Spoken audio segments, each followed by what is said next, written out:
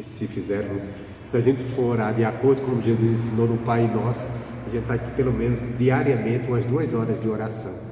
Porque com cada entendimento que ele vai abrindo ali, dá para você fazer um leque de palavras diante de Deus. E é uma oração de comprometimento, hein? Bom, mas Salmo 37 é um versículo bem conhecido, eu já preguei isso aqui várias vezes. Aqui eu não sei se em Machado eu cheguei a pregar essa mensagem, esse versículo, mas eu uso muito, eu gosto de usar ele e abrir os olhos para os irmãos nesse versículo, porque por ser um versículo muito conhecido, ele é também muito mal compreendido. Eu acho que eu já falei disso aqui, mas é bom refrescar a memória. Paulo, ele chega a dizer que às vezes as mesmas coisas que ele mandava para o carta para a igreja, ele repetia para que a igreja tivesse sempre consciente daquilo. Tem uma carta dele que ele chega a falar: estou falando as mesmas coisas porque é necessário para vocês, para manter acesa. Não lembro que eu tenha pregado isso aqui em Baixada, mas lembro que preguei por onde passei, principalmente na cidade de Matosinhos, onde mais fiquei. E aqui em Baixada, mas acho que eu já falei muito, eu já cheguei a falar disso aqui. É um versículo muito conhecido, mas eu quero trazer mais uma vez à tua memória, se eu já falei, se não, que é o versículo 5 do Salmo 37, que ele diz: entrega o teu caminho ao Senhor, confia nele e ele tudo fará. Nós vemos muito esse versículo sendo às vezes repetido de uma maneira errônea no meio cristão. Qual é a maneira errônea? Mal compreendido. Geralmente as pessoas, eles citam assim por alto, esse versículo quando eles estão enfrentando lutas, problemas muito grandes, às vezes até problemas com outra pessoa na família, às vezes no casamento, às vezes uma mãe com um filho, ou um pai com um filho, ou uma esposa com o marido. Geralmente as esposas com o marido, quando o marido não está correspondendo, andando às vezes meio malucado na vida, e a esposa não está mais aguentando o cara. Ou às vezes mesmo a mãe, quando está mais aguentando as loucuras do filho, e ela diz: não tenho mais o que fazer, eu já entreguei para Deus. A palavra de Deus diz: entrega ao Senhor, confia nele, tudo fará. E a pergunta é: ela entregou o quê? Ela entregou o que Deus pediu ou o que ela não está querendo? Vamos pegar um exemplo.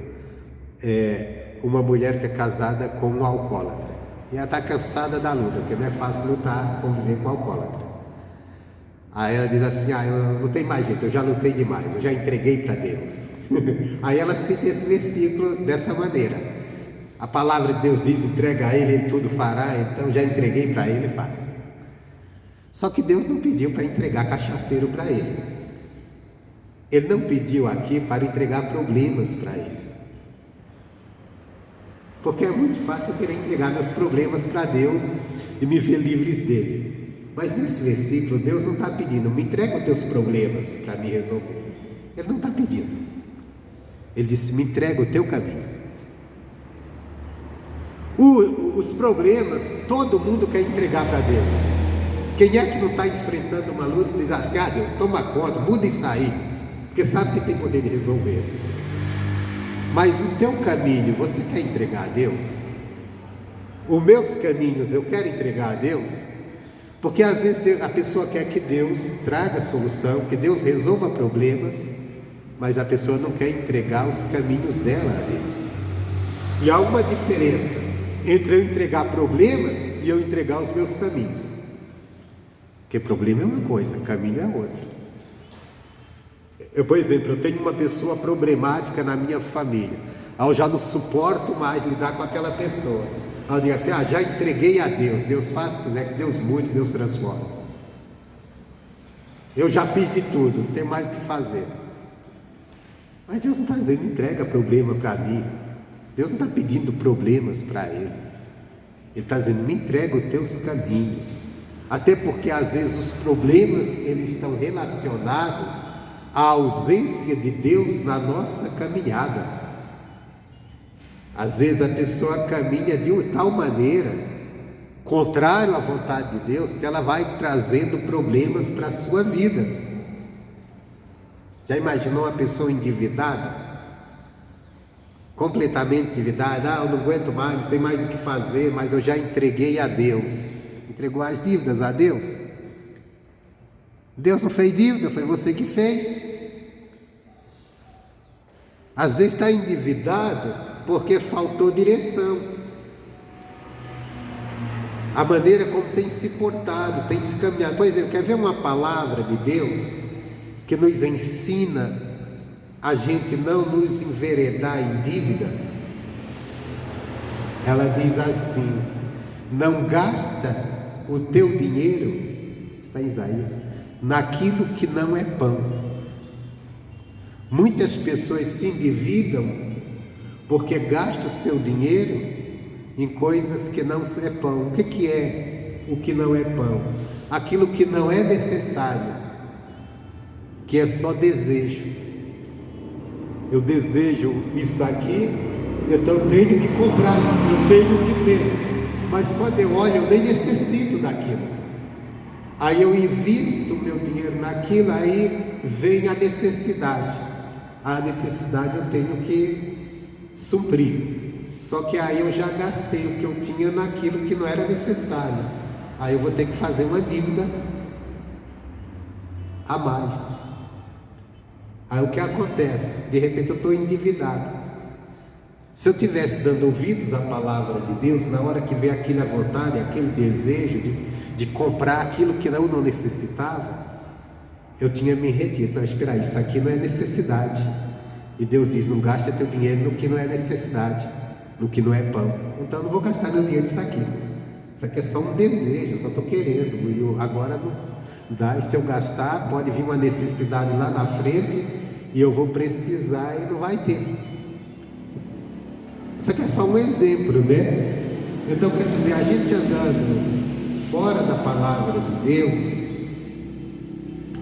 quando a gente anda fora da palavra de Deus, às vezes a gente já traz problemas.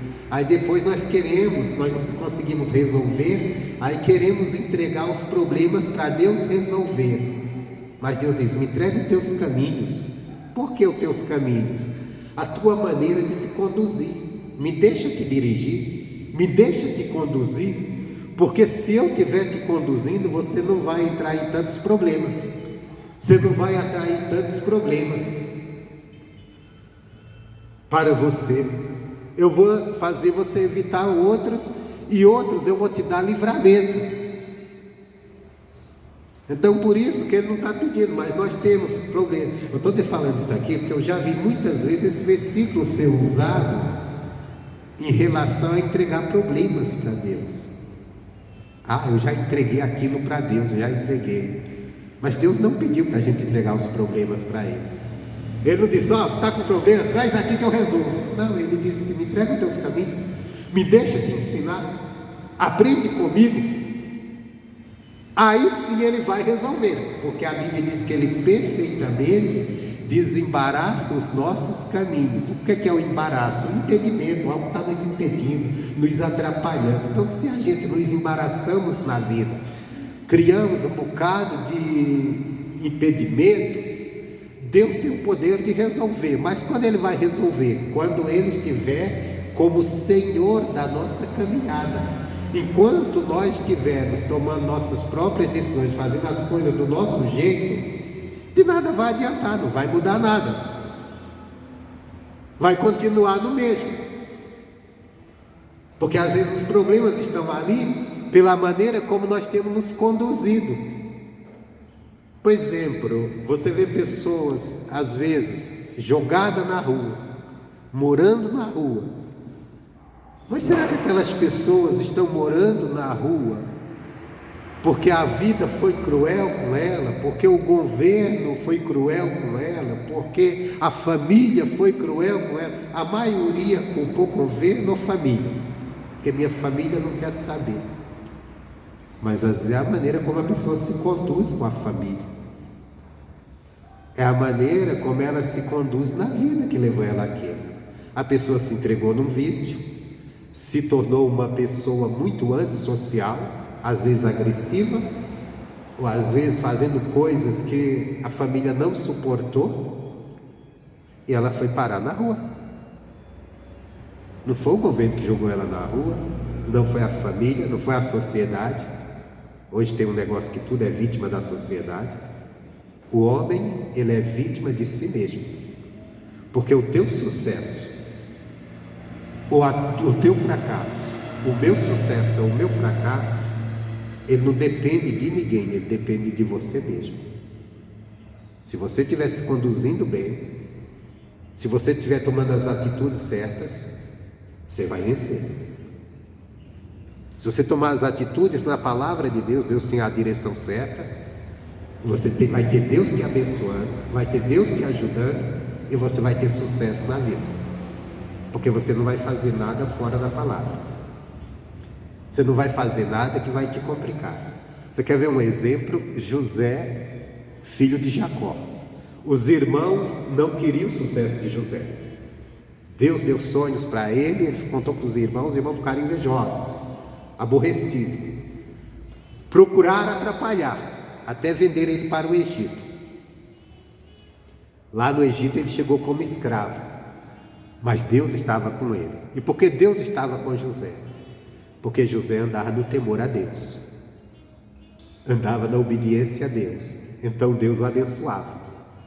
Depois José deu uma crescidinha, uma melhoradinha, mas aí uma mulher se engraçou com ele, não atendeu a vontade dela, porque era uma vontade pecaminosa, fora da vontade de Deus, foi parar na prisão, mas na prisão Deus estava com ele.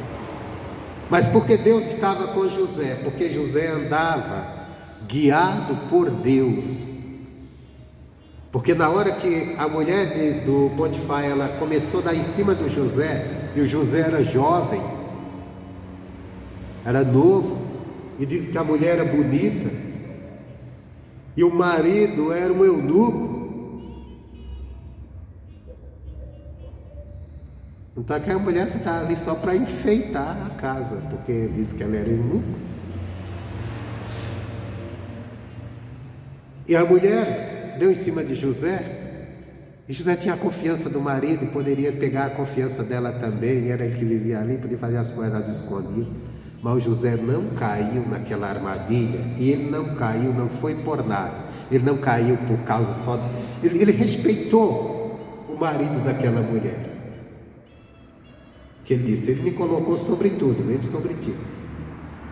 Mas ele teve um respeito muito maior, ele teve um respeito a Deus. Ele disse, longe de mim pecar contra Deus. Então nós vemos aí o quanto ele andava, e por isso que Deus era com ele. Então, se a gente entregar os nossos caminhos a Deus, nós passamos a andar através da palavra de Deus, nós passamos a andar guiados por Deus, e Deus vai nos conduzir no caminho certo, no caminho que nós devemos andar.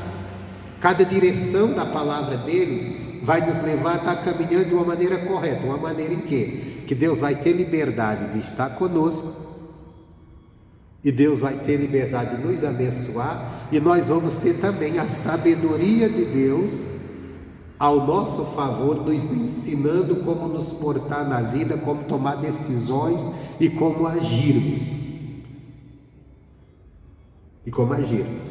Por isso que tem problemas, que a ajuda de Deus, entregue seus caminhos a Deus. Não fica nessa que a maioria dos crentes faz, eu estou entregando problemas. Deus não te pediu problemas. Ele não pediu para você entregar o filho problemático, o marido problemático, ou a situação financeira problemática a Ele. Ele disse, me entrega os caminhos, que eu vou te ensinar, e você vai andar comigo, eu vou estar com você, e eu vou te ajudar. Aí sim ele vai resolver os problemas, o problema do filho problemático, o problema do marido problemático, o problema da esposa problemática, o problema financeiro que está problemático, qualquer coisa ele vai ajudar. Mas quando você estiver andando através do ensinamento dele, nos caminhos dele, que ele ensinou, Fora disso, não adianta. Esse é o erro de toda a igreja hoje. A igreja passa por lutas e quer: Deus, toma conta das minhas lutas, Deus, eu coloco nas tuas mãos. Mas não quer entregar os caminhos a Deus, quer andar no seu próprio pensamento, na sua própria maneira de pensar, mas não quer servir a Deus na maneira dele, não quer fazer o que ele está fazendo. Aí fica sobrecarregado, afligido dos problemas e querendo entregar os problemas e jogar para Deus. Deus diz: não é isso que eu pedi de você, eu pedi os teus caminhos. Como é que nós entregamos nossos caminhos a Deus? Quando nós entregamos nosso coração: Deus, que eu não seja mais guiado pelo meu coração, eu quero ser guiado pela tua palavra. Então o Senhor vai me conduzir, como eu devo andar, como eu devo seguir. Israel sofreu, padeceu por ter deixado os caminhos de Deus, depois foi clamar a Deus e entregar problemas para Deus. Eu disse: não, não é isso que eu quero. Eu quero teus caminhos, eu quero que vocês entendam. Juízes capítulo 6.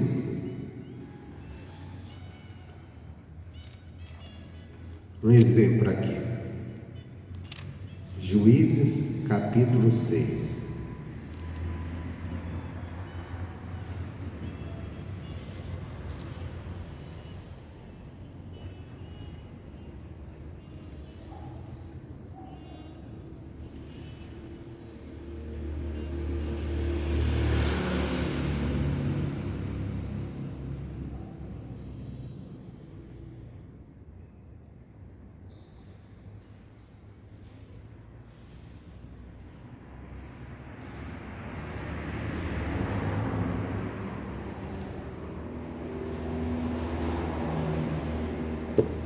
Olha só, um exemplo aqui. Povo de Deus sofrendo, oprimidos pelo inimigo. Irmão, tem muita gente que está oprimido pelo demônio. O diabo está oprimindo a pessoa com a doença, com a enfermidade, e a pessoa não consegue se libertar. Jesus levou lá na cruz. Hoje nós estamos celebrando Santa Ceia. Santa Ceia é dia da gente lembrar do que Jesus fez por nós na cruz. Não é a gente lembrar que ele morreu simplesmente, é lembrar o que ele fez. Não é o que fizeram com ele, é o que ele fez.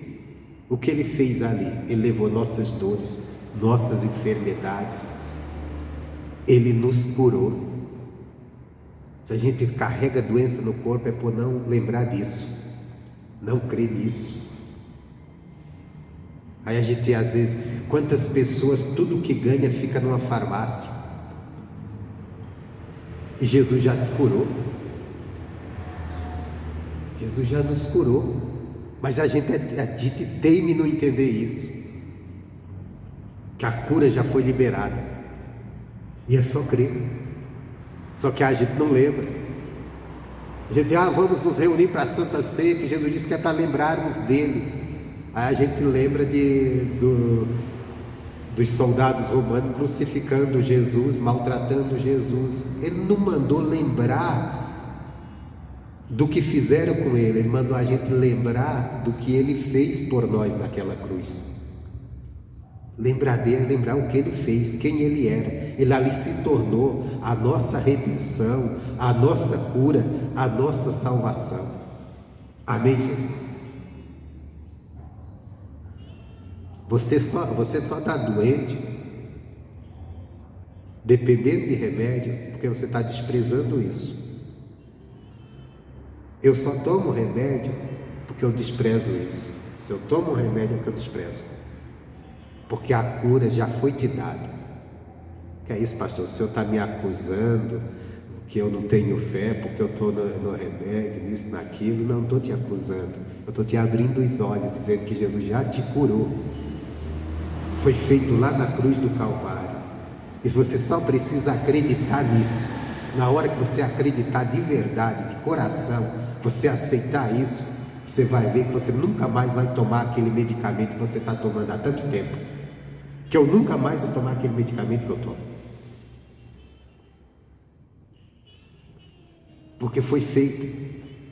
Às vezes nós esquecemos. Todo mês o pastor fala assim: vamos participar da Santa Ceia, que Jesus disse, é para nós trazermos à memória o que ele fez por nós. e que passa na tua mente? Me responde você. O que passa na tua mente quando vem essa palavra? Trazer à memória o que Cristo fez por você.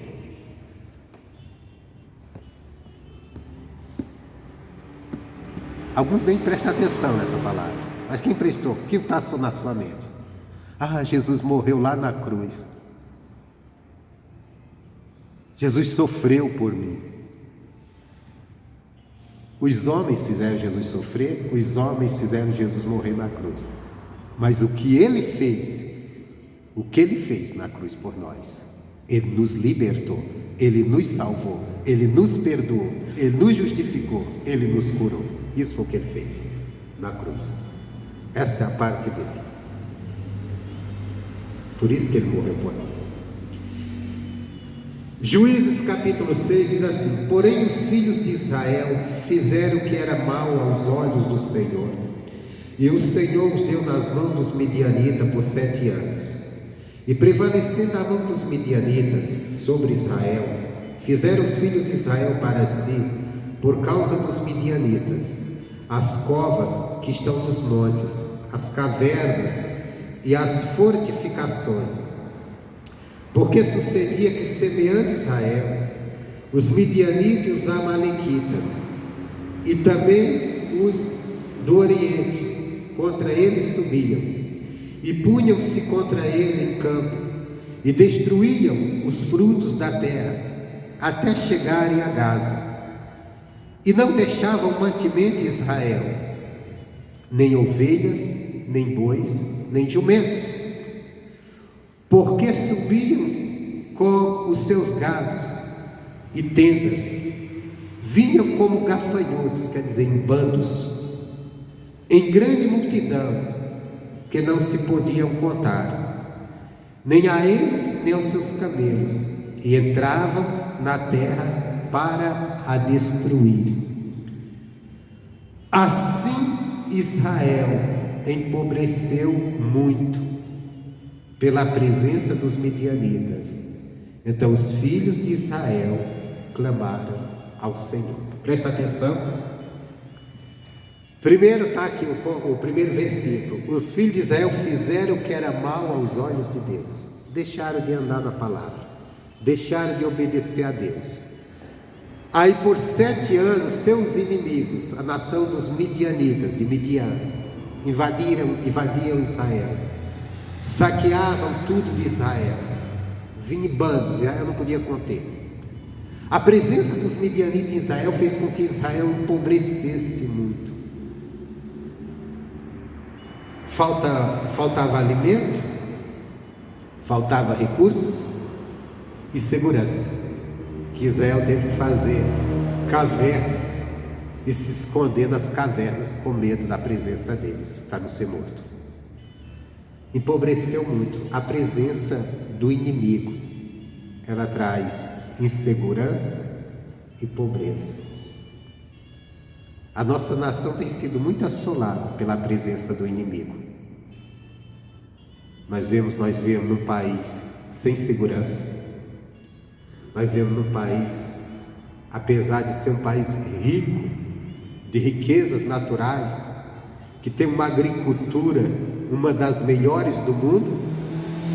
Não é a melhor do mundo, a melhor, tem outros lá à frente, mas se eu não me engano está em 5º lugar das melhores. E talvez, se olhar, talvez a importação está em 5º lugar, mas que seja a melhor, porque eu acho que o Brasil é o único país que consegue produzir o ano inteiro de todo tipo de produto, porque tem países como Estados Unidos que tem o tempo de produzir determinado, porque tem aqueles tempos lá de geada, de frios que chegam em alguns lugares.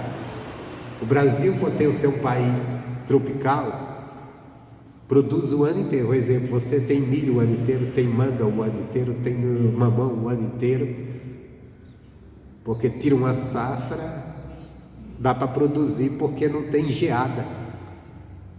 Às vezes tem um friozinho aqui que a gente acha que é uma geada, mas é um friozinho, né? Mas não é como outros países aí que chega a gelar, ficar uma coisa lá abaixo de zero, descer neve. Brasil, só alguns pontos do Brasil que acontece isso às vezes, mas o país inteiro. Mas tem muita gente passando fome, apesar de tudo isso. E por que nós temos tanta riqueza natural? Deus nos colocou num país tão bom, num lugar tão maravilhoso, e ainda tem tanta gente necessitada e passando fome. A presença do inimigo. A presença do inimigo. Um povo andando sem Deus, um povo rendido à idolatria, um povo rendido à imoralidade, um povo desprezando a palavra de Deus. Vai acontecer o quê? Fica sem a bênção. Deus já nos colocou numa terra abençoada, que plantando tudo dá. Imagina se a bênção dele tivesse sobre essa nação, a nação andando com ele. Mas não, aí deixa o inimigo entrar. O inimigo entra e causa problemas. Por que os inimigos de Israel estavam dominando aqui Israel? Porque Israel deixou Deus e passou a adorar os ídolos. Nosso país é muito idólatra. Até o nosso país é consagrado a um ídolo. É consagrado a um ídolo. A padroeira do Brasil. Então nós vamos esperar o quê? Um país sem Deus. Nós temos que buscar Deus na nossa vida, para Deus estar na nossa vida. Quer saber se ele ficar com bandeirinha do Brasil dizendo assim: feliz a nação cujo Deus é o Senhor, dizendo que Deus é o Senhor do Brasil? Deus não é. O Senhor do Brasil é a cachaça, o carnaval, o futebol, o funk, a imoralidade, a idolatria. É o que tem sido o Senhor dessa nação. Alguns que estão abrindo os olhos, estão se voltando para o Evangelho e tendo Deus como Senhor. E outros até estão na igreja, mas nem tem Deus como Senhor, porque ainda são senhores na sua vida, fazendo o que querem. E o inimigo tem sido Senhor. Então nós temos que acordar para isso. Então, continuando aqui, e punham-se contra ele em campo. Eu parei no versículo 6, né? Assim Israel empobreceu muito pela presença dos midianitas. Então os filhos de Israel clamaram ao Senhor. Então veja bem, os filhos de Israel se viram aqui nos problemas e clamaram a Deus. Versículo 7. Sucedeu que, clamando os filhos de Israel ao Senhor por causa dos midianitas, só dá uma paradinha. Quando o homem está em aflição e ele clama a Deus, ele se lembra de clamar a Deus, ele clama a Deus porque Deus me livra do mal que está sobre mim. Deus me livra disso, me livra daquilo. E foi o clamor deles. Deus, midianitas estão aí, não deixa a gente vencer, estamos pobres, estamos passando fome, estamos com medo de ser morto por eles. Aí, olha a resposta de Deus, versículo 8: enviou o Senhor um profeta aos filhos de Israel, que lhes disse: assim diz o Senhor, Deus de Israel: do Egito eu vos fiz subir e vos tirei da casa da servidão. Primeiro ponto. Eles clamam a Deus. Eles clamam a Deus para quê? Para que Deus livre eles dos problemas. Aí Deus manda um profeta com a palavra, lembrando que Deus já fez. Às vezes nós padecemos porque nós esquecemos do que Deus já fez, e nós não nos apropriamos através de andar com Ele como deveria. Deus disse: olha, eu tirei vocês do Egito. E eu tirei de onde? Eu livrei vocês da mão dos seus opressores. Eu livrei vocês da casa da opressão. Tirei vocês da servidão. Vocês estão servindo agora os midianitas, mas eu já tirei vocês da servidão. Eu já fiz a obra. Aí Deus diz assim, continua dizendo, versículo 9: e vos livrei da mão dos egípcios e da mão de todos quanto vos oprimia. Irmão, presta atenção. Esse povo estava sendo oprimido por uma nação, a nação dos midianitas. Deus disse: só eu livrei vocês da mão de todos que vos oprimiam. Isso quer dizer que Deus já tinha livrado ele da mão daquele povo, mas no entanto ele estava sendo oprimido por eles. Então tinha um porquê. A mesma coisa, Jesus já nos livrou da doença, nos livrou das dores, nos livrou do sofrimento, nos livrou de todo o mal, irmão. A Bíblia diz ali que em Isaías 53, que ali na cruz Jesus levou nossas dores, nossas enfermidades, todo o castigo que Ele sofreu para que hoje nós tivéssemos paz. Se algo está tirando nossa paz, se algo está tirando nossa saúde, não vem de Deus, e nem é nosso. Uma vez eu lembro, eu estava com 2 irmãos, e um estava falando para o outro: rapaz, eu não estou aguentando essa diabetes tem judiado comigo. E o outro falou para ele: não, comigo não, eu controlo direitinho a minha diabetes, eu convivo muito bem com a minha diabetes. E eu falei assim: que coisa, que visão errada. O cara aceitou a doença como dele, ele esqueceu que a dele Jesus levou. Diabetes não é sua diabetes. Não, pastor, tem aqui a minha. Não, doença não é sua, a sua Jesus levou. Essa que está aí no seu corpo, ela pertence ao diabo, e o diabo está colocando de você de teimoso, porque você não está entendendo que Jesus já te curou. Jesus já te curou, Ele já levou. Ele levou nossas dores, nossas enfermidades, o castigo que nos traz a paz. Ele sofreu. Então Ele sofreu o castigo para que hoje você vivesse a paz com Deus, e desfrutasse das bênçãos de Deus.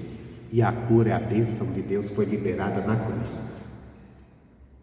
Só que quando nós não entendemos, não olhamos para a palavra e não cremos na palavra, isso é nossa dificuldade como seres humanos, de crer no que Deus está falando, nós assumimos e aceitamos e até confessamos como nossa.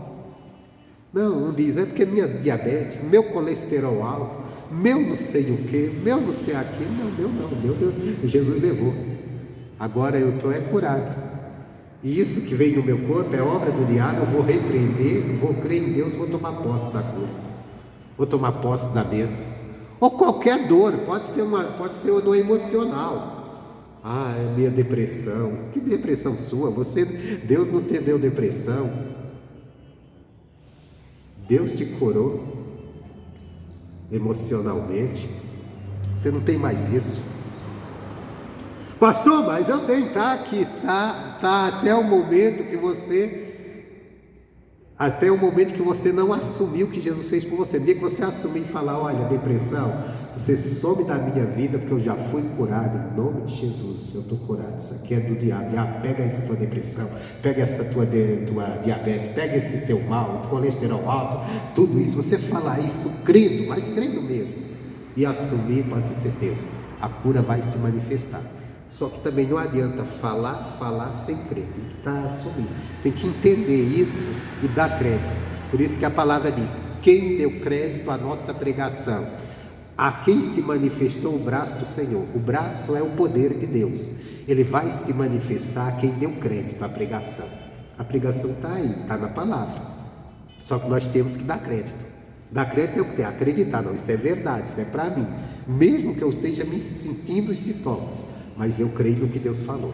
E aí você vai ver que vai chegar a hora que os sintomas vai sumir tudo, e o médico vai dizer: você não precisa mais tomar esse remédio que eu te dei, porque você está curado. Não sei porquê, mas você está. E você sabe porquê. Amém, Jesus? Isso aqui é para abrir nossos olhos, irmãos. Entenda bem, se você está aí indo direto no médico, tomando o remédio, eu não estou dizendo para você parar por conta, estou dizendo para você crer que Deus já te curou. Eu não estou dizendo que você: pastor, o senhor tentou me fazer sentir um fracasso na fé. Eu vou te dizer que eu também já vou ao médico. Eu vou te dizer que também já tomei remédio, tomo remédio. Mas não é porque Deus não curou, é porque eu sou duro para crer na palavra. No dia que eu olhar para essa palavra e assumir ela, eu não tomo mais o remédio que eu tomo. Eu não vou mais no médico atrás de... Posso ir lá fazer exame para ele dizer: tá tudo bem. Amém, Jesus? É bom fazer um check-up anual para você ver como está. Mas, para dizer, não tem nada. Mas não, eu tenho essa doença e eu não consigo aquilo, eu não consigo aquilo outro. Me mantenho. Jesus já levou a doença. Já levou a doença. Nós só temos que crer na palavra. Nós só temos que assumir a palavra. Por que nós ainda estamos, né? Porque não assumimos a palavra. Assuma a palavra que ela manifesta. Quem deu crédito à nossa pregação? Às vezes nós já ouvimos a palavra, já lemos a palavra, mas não demos crédito a ela. O crédito que ela merece, que é a total certeza, né? Essa palavra é para mim. Deus já me curou, Deus já me abençoou. Era igual Israel. No caso de Israel aqui, eles deixaram a palavra e começaram a se conduzir fora dela. Esse é o erro do cristão. Deixa a palavra de Deus, a direção de Deus, e começa a andar fora. Aí os problemas vêm. Às vezes deixar a palavra, tem casos que a pessoa deixa e parte para o pecado. Tem outro que não deixou e não partiu para o pecado, mas ele deixou de crer na palavra, ele deixou de assumir a palavra, porque também é um mandamento. O mandamento de graça é crer na palavra, mas a pessoa está crendo mais do que o médico diz, está crendo mais do que os sintomas estão mostrando. Pastor, mas se a pessoa está sentindo, né? Está sentindo, realmente a doença está se apresentando ali, mas tem que lembrar o que Cristo já fez por ela: repreender aquele mal, crer e tomar posse. Amém, Jesus?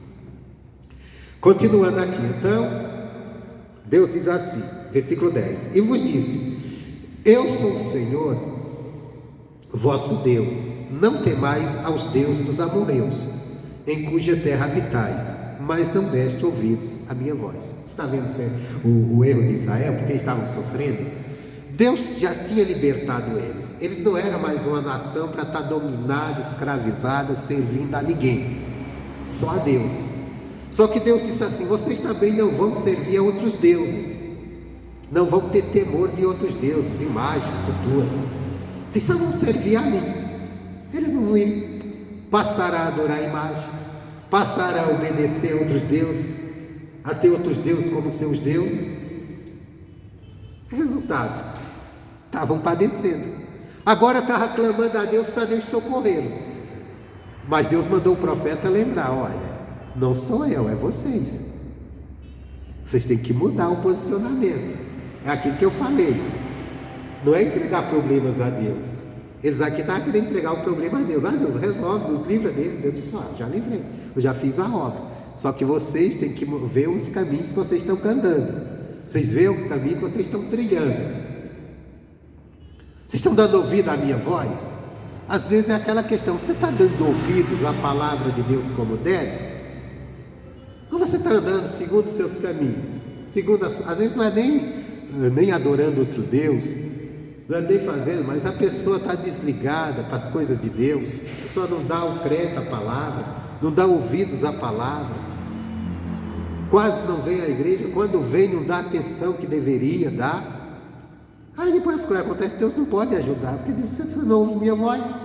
Aí fica lá: Deus me ajuda, Deus me cura disso, Deus me faz isso, Deus, estou colocando nas tuas mãos isso aí que eu já não sei o que faço. Deus disse: não, me entrega teu caminho, deixa eu te dirigir, deixa eu te conduzir. O cara que Deus estava dizendo para Israel: eu já fiz a obra, eu já libertei vocês, eu já tirei vocês da servidão.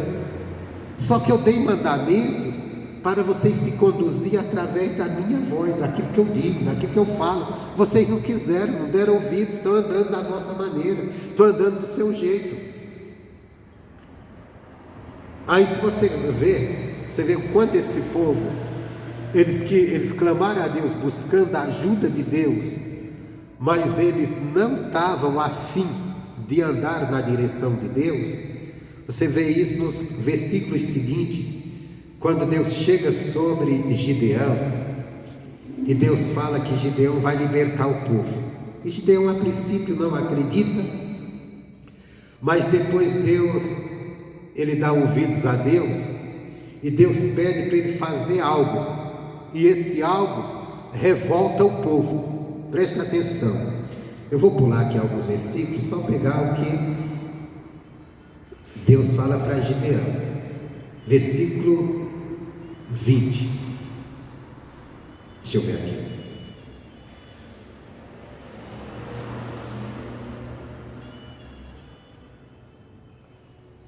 Não é aqui.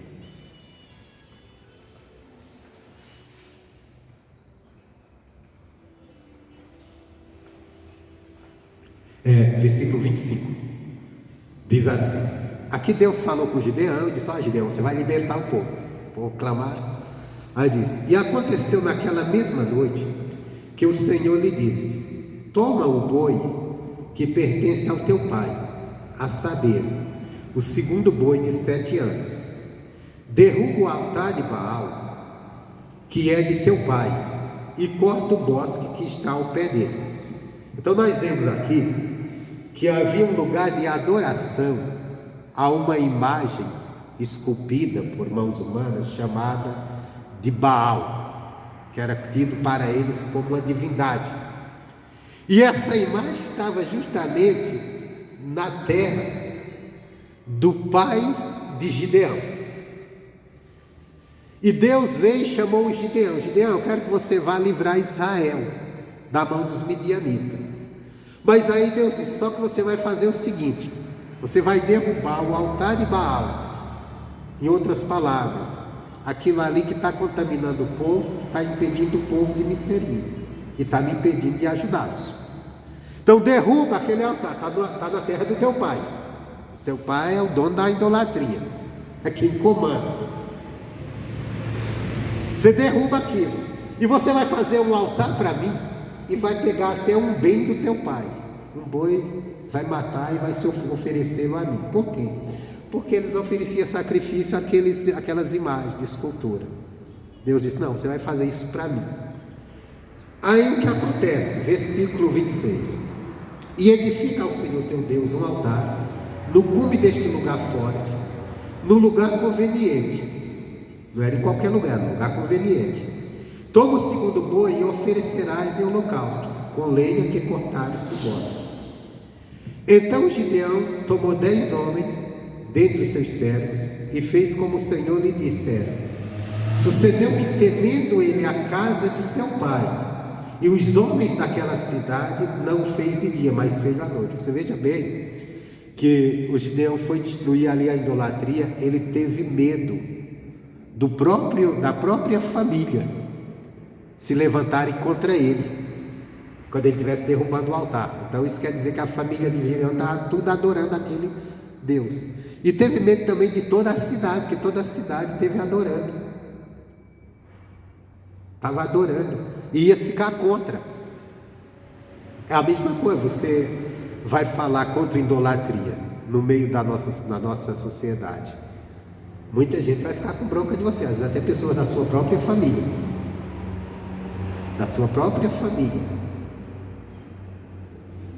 e é uma coisa que está impedindo a nossa nação, entre outras, de ser abençoada por Deus, é uma nação verdadeiramente cheia da bênção de Deus.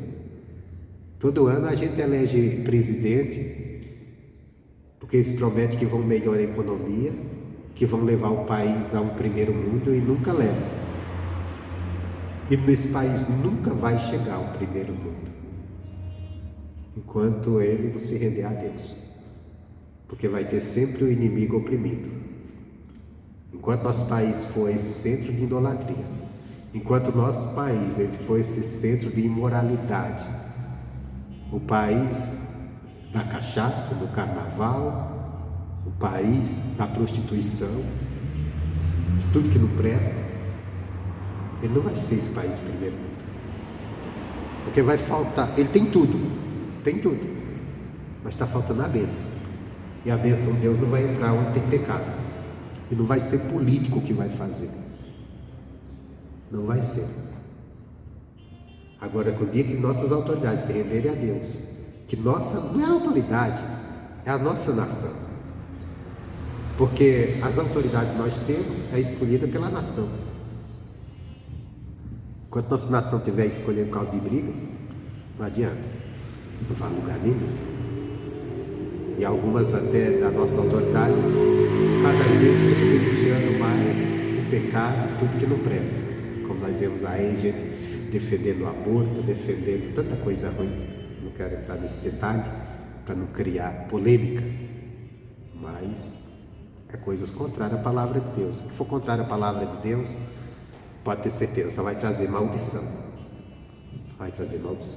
Agora nós temos que buscar a Deus, andar com Deus, para mesmo no meio de um povo em trevas, a gente está na luz, porque a luz em nós vai abençoar vidas e vai nos abençoar. Amém, Jesus? Continuando, então Deus chegou e falou ali: olha, você vai derrubar. Ele foi derrubar à noite com medo do povo. O povo estava tão entregue à idolatria que se eles vissem Gideão derrubando aquelas imagens, eles iam matá-lo.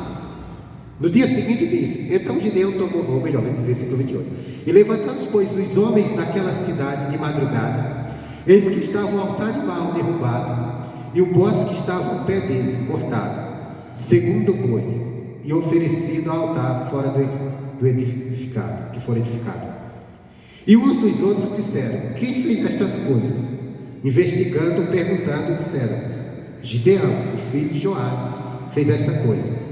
Então os homens daquela cidade disseram a Joás: tira para fora o teu filho, para que morra, pois derrubou o altar de Baal e cortou o bosque que estava ao pé dele. Irmãos, eles queriam matar o Gideão, porque ele destruiu o mal que estava acabando com eles. O pecado está destruindo nosso povo, nossa nação, levando eles à dor e ao sofrimento. Mas quando você fala contra o pecado, tem gente que se levanta. Tem gente se levantando contra a igreja, porque a igreja fala contra o pecado. Por quê? Porque está um povo preso a isso. E por isso a gente vê tanta dor, tanto sofrimento predominando. E não vai mudar. Você pode ter certeza. Não crie ilusão.